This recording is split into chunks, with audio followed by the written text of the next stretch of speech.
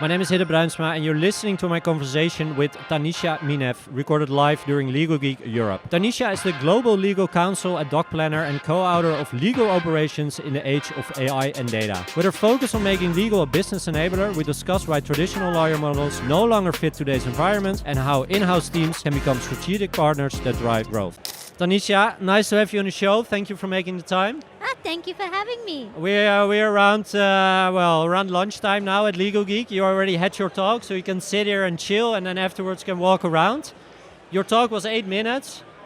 What was the message of your talk to the audience of Legal Geek? So the title of the talk was The T-Shaped Lawyer Reimagined, which doesn't give away too much, but really the premise of the talk is really getting us to think about our legal foundation and how we apply those services to our business. What is a T-shaped lawyer? T-shaped lawyer is actually a professional model that was developed for business professionals and then adapted for lawyers. So basically it's a T, and the I of the T represents our legal expertise. And in the horizontal bar on top of that T is all of those non-legal extra skills that we pick up along the way. So soft skills, project management, technology, business.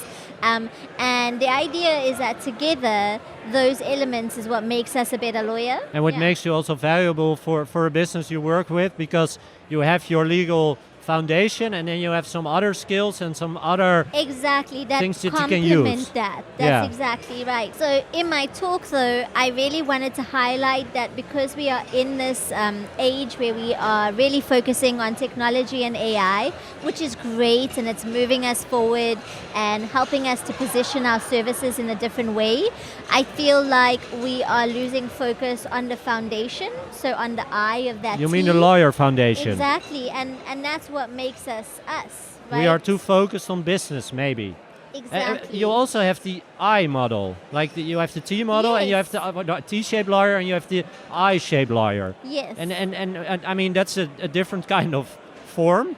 So what is the I-shaped lawyer then? So the I-shaped lawyer is purely focused on your expertise, and actually the I-shaped lawyer is similar to any other professional. If you think about engineering or accounting or those kind of deep specialities where you have a single deep speciality and your value comes from that speciality, whereas the T has tried to build on that and to say like, yes, it's really important that we have that deep specialist knowledge, but also there's other skills and ways that we can contribute to the business, being the horizontal bar of that T. And if I understand you correctly, we maybe should have a mix between T and I, and there should be like a lot of focus on the foundation as lawyers, the knowledge they have, the background they have, the way they are also educated. I mean, lawyers are a bit risk averse, those kind of things. That's all part of their foundation. But they also need some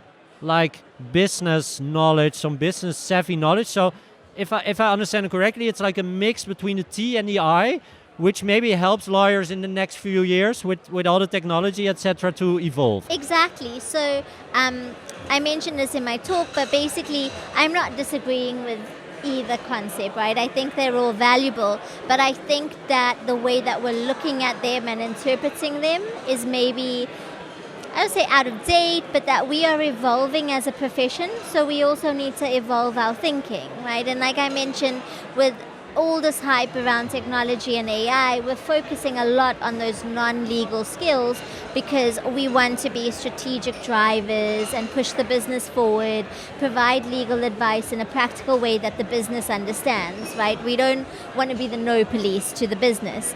But when we push too far, we also have the risk that we could compromise our core obligations, right? As a lawyer, we have fiduciary duties. We really have to put the law first in everything that we do. And that's not to say that because the law says something, this is the part that we have to follow. So that's stepping away from the I model and being a little bit more creative, because now we've educated ourselves in all of these other areas and we can better apply that to the I itself. But is it not also the case that lawyers are moving a bit away from their foundation also because it's asked by the companies they work for?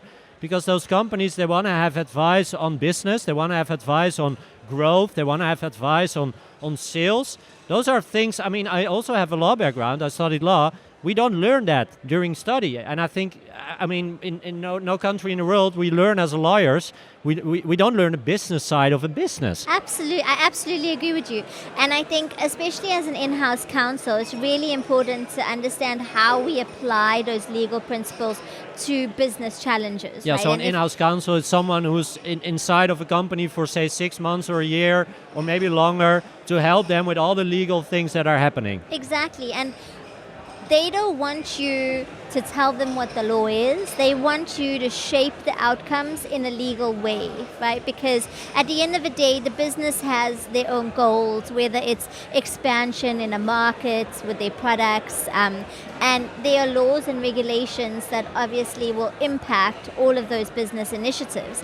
And I don't think it's our job to know the statutes or the case law, because we use tools now that can do that. We need right? to know the law.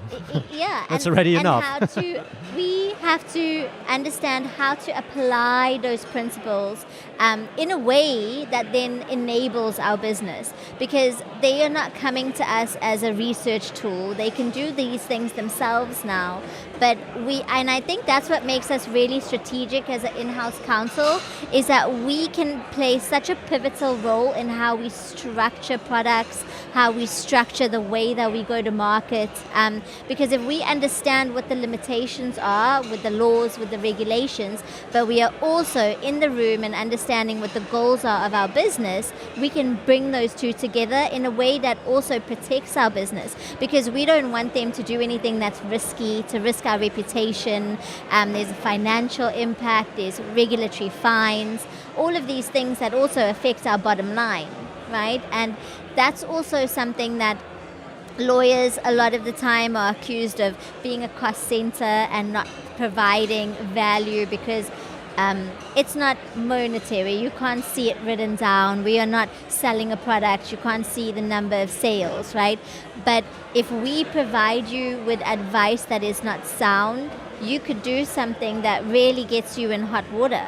And that has a financial impact. It's interesting what you say, because I think a lot of external lawyers, they are also curious most of the time what happens with my advice and what happens with the advice that I give on the business side. And then you're an in-house lawyer and you can see what happens with your advice, and you can also see it on the business side. Is that maybe also the reason why the foundation of those lawyers is more into business for, say, in the last few years than maybe external lawyers? Yeah, I think so, because you have a visible impact where you can actually see your products, and I think it's such a nice feeling for me when I see that I've worked on something, whether it's just a contract with a global partner and then we actually go to market, or we've built something new and I've written the T's and C's. I mean, it gives you joy in your work, right? Exactly, and it's real tangible product that you can see that is out in the world, instead of, as an external lawyer, it's very abstract, because you hand over an advice memo and then you never hear from the client again. You have no idea, did they follow your advice? Did they do something differently? They'll probably come back to you when there's a problem, but otherwise you don't hear from them. And how can lawyers assure that they go back to their foundation more? And because we are now living in an age of AI, and AI is turning things upside down, things are going very fast, and I have the feeling that the human foundation, but also like the foundation that you learned as a lawyer, is becoming more important, maybe even because AI is taking away a lot of like knowledge cases, etc. So you need to have like more foundation as a lawyer than before, maybe. Yeah, I definitely think so, because even if we think about the example of just the tools that we are using, and anything that you need to know now, you can access that legal information, right? If I want to Everyone can access it now. I want to know what the regulations are around something specific in Colombia, I can just plug it into an LLM and it's going to give me the information. But the problem is that LLM is getting information from somewhere, right? So that information needs to be correct. And those sources need to come from us, right? And if we don't have that understanding, if we haven't recorded that understanding somewhere, or if we haven't enabled those systems to learn from us, then there's no way that it can be correct. Because right now, we also can't take the output at face value, right? We still have to check. We can't fully trust or rely on their reasoning, because actually, does the AI have reasoning and judgment?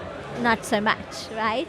And you need to be an expert in your field to check if the knowledge is correct and if the output is also correct. And if you don't know what you're looking for, it's going to be really hard to spot, right? Because I don't know what I don't know, right? But this is interesting, because you now see that clients use AI themselves to come up with legal solutions, but they have no idea where they are looking for. They just ask a question and they think, oh, this is a nice answer, and now I've done half of the work.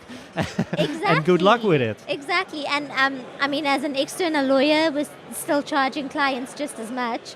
So I don't know how reliable that is either. They need to check it. I mean, I think for me, and the reason why then even as an in-house counsel, I still will go to the external counsel for that specialized knowledge, is also accountability, right? It's accountability, and it's also privilege. Anything that I discuss with my legal counsel externally is legally privileged. And also, if something goes wrong, I have accountability. I can't say, and transfer of risk, of course, also. Yeah, exactly. And for me, that gives me a lot more peace of mind that I'm going to the expert that has that underlying qualification. And that means a lot more. Of course, I think it's really helpful as a first pass. We use the AI to get some information, to get some basic understanding of something. And that really helps, because then when I go into the conversation with the external counsel, I already have some understanding. And I think even in that way, the AI and the technology actually can help us with our legal foundation. Because whereas before it was so much harder to access the information, it's not anymore. Before, you needed to have subscriptions and, to really expensive information centers, access to statutes. It's not free. So now we have access at the tip of our fingers, in our pockets, and that's also a way to just educate ourselves and make sure that we're always up to date in that foundation. But maybe we talked about T-shaped lawyers, we talked about Y-shaped lawyers. We can also talk about cake lawyers, or using the cake model to lay the foundation for you as a lawyer. Yeah, and a cake has like different layers. Exactly. And so that is exactly what I spoke about in my talk, is that a foundation is not a flat surface, it's made up of layers.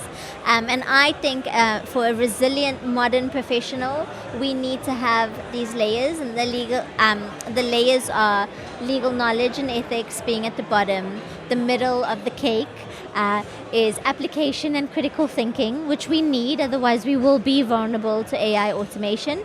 And then the very top of it is human adaptability. So those human skills, being curious and playful and being able to connect with the people that we need to partner with.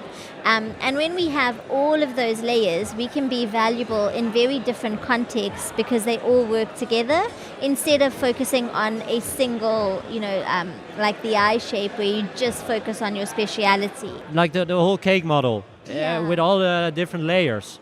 That should then be way more in the center of legal education also, because we now, we train young lawyers for an age that is not the age of the education anymore. No, and even just as a practical level, right? I qualified as a lawyer over 10 years ago, and of course we didn't have the advancements that we have now in technology, but there were other things in practice, and I joined my first law firm to do my traineeship, and it felt like I knew nothing because they taught me by heart, criminal law and contract law and all of these statutes, but I didn't actually understand how to apply it. And then you bring in different contexts. I had no idea. And so exactly to your question is, now we live in an even different time where there are unique challenges and a very different environment that young lawyers come into.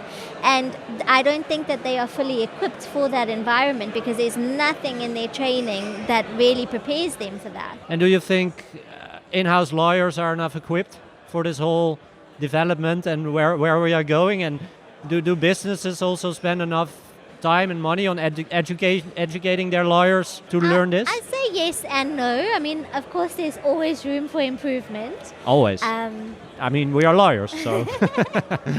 But I think for the most part, a lot of companies and law firms, lawyers are waking up to the noise, right? It's been a bit slow if you think about any other industry and the shift that has happened, over the past decades. I think that lawyers have been really slow to change. We like doing things the way that we've been doing them just because, we like long sentences and words that nobody understands.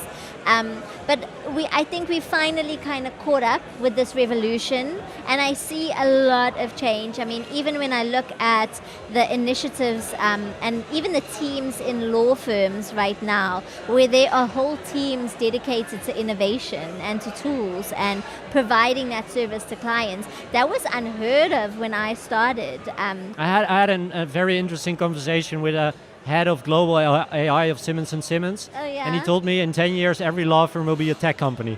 But this is exactly how it's going, right? I know.